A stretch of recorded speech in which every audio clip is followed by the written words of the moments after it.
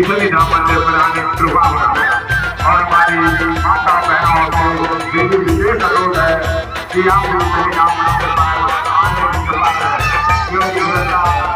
आप लोगों की समझ में है छोटे कन्या है यहाँ पर माता बहन